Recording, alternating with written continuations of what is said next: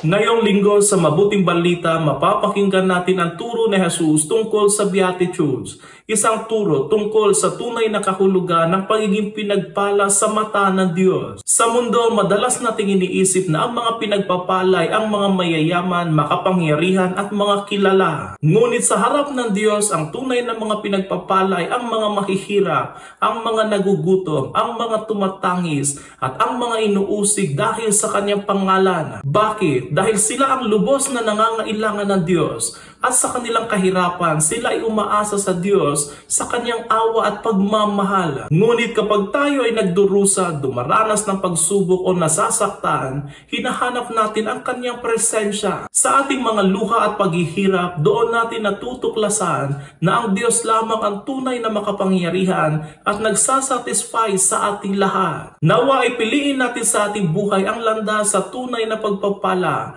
ang pagiging mapagpakumbaba, ang pagtitiwala sa Diyos at ang paglilingkod sa iba, lalo na sa mga nangangailangan. Sa ganitong paraan, matatagpuan natin ang tunay na kagalakan na kailanman ay hindi mawawala. Tandaan natin, ang tunay na pagpapala ay hindi sa yaman ng mundo, kundi sa isang pusong puno ng pananampalataya, pag-ibig at pagtitiwala kay Kristo.